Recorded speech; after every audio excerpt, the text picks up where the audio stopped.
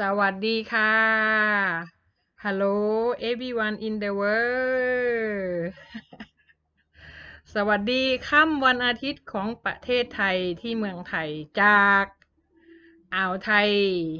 คอมมอนบังกะโลเกาะพะงันค่ะมิ่งมิตรทั้งหลายสบายดีกันหรือเปล่าเนาะตอนนี้ระยะนี้เมืองไทยมีอากาศต่ำนะคะอากาศต่ำความกดอากาศต่ำก็จะมีทั้งร้อนแล้วก็ฝนหน่อยกระจายไปทั่วประเทศเพราะร่องความกดอากาศต่ำพาดผ่านประเทศไทยแล้วเด้อพี่น้องเอ้ยเตรียมตัวเด้อหาชุดกันฝนกินยาแก้ไข้หวัดแล้วก็อย่าลืมดูแลสุขภาพจะออกไปไหนมาไหนช่วงฝนตกใส่รองเท้าบูทนะถ้ามีชุดกันฝนชุดลุยน้ำก็ใส่มันไปด้วยป้องกันไอ้พวกแมลงแมงสัตว์กัดต่อยอย่างมีพิษหรืองูพิษมันก็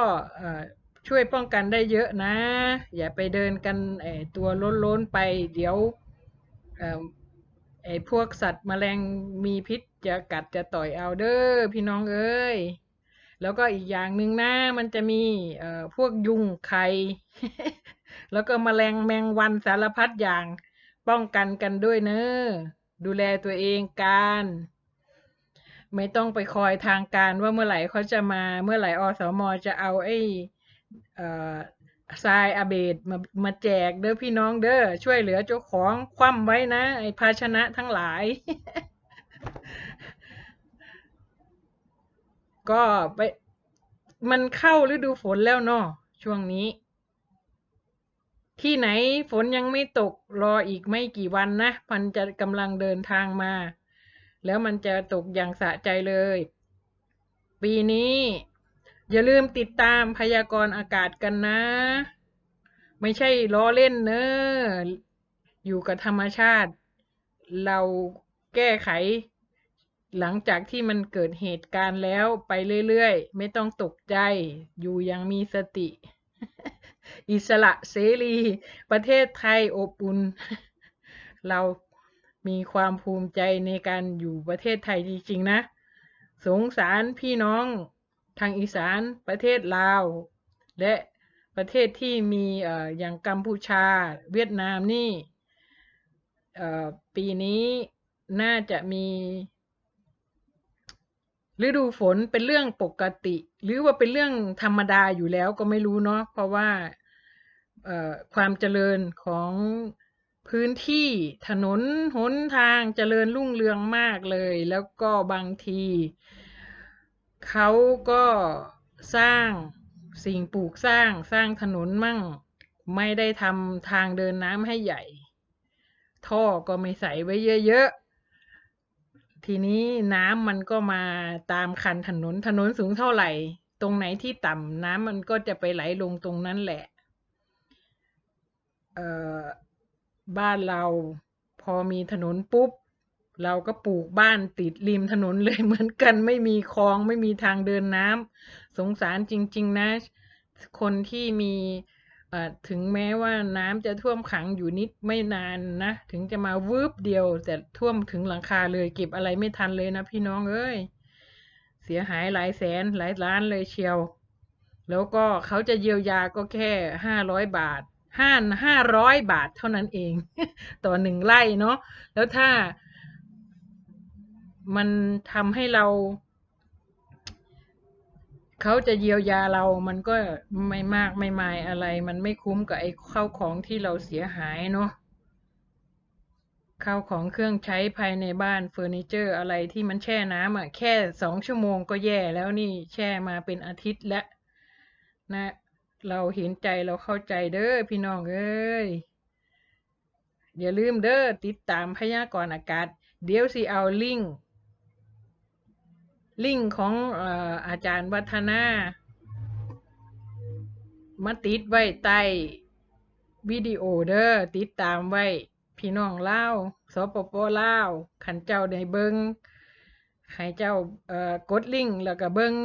พยากรณ์อากาศที่เพิ่นเฮ็ดมาอย่างดีเลย ติดตามพยากรณ์อากาศของสถานีทีวีนำแล้วก็อันเนี้ยแม่นหลายเพิ่นพยากรณ์ล่วงหน้าให้ไปถึงประมาณวันที่20กว่าๆนี่ฝนก็ยิ่งสิแห้งหลาย ในประเทศไทยฝนแรงด้วยนะช่วงหลังวันที่20ไปแล้วนี่ถ้าท่าทางเราจะทั่วประเทศแล้วทีนี้วิกฤตของเอ่อน้ำท่วมก็จะตามมา มันเป็นเรื่องยิ่งใหญ่มากนะ ไม่ใช่ว่าถึงเวลาก่อนแล้วค่อยนั่นตอนที่ยังไม่ทันถึงเวลาก็ตี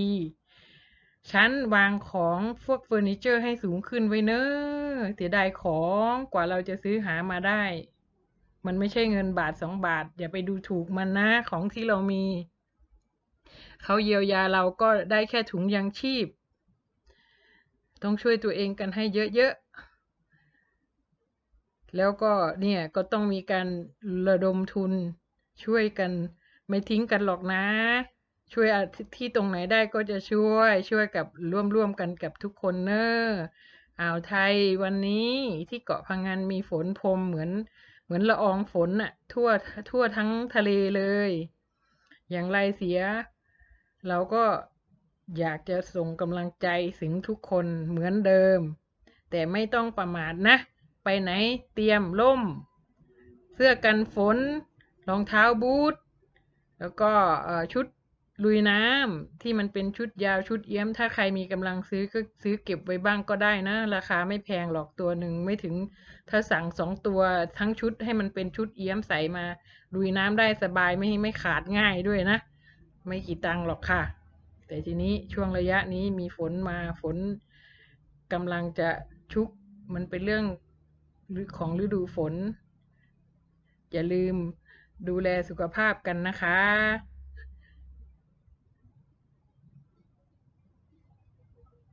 เรื่องราวของชีวิตประจำวันแล้วก็เราจะได้คุยกันใหม่ในเทปต่อไปนะคะสวัสดีค่ะให้ทุกคนระมัดระวังเนอะดูแลตัวเองดีๆ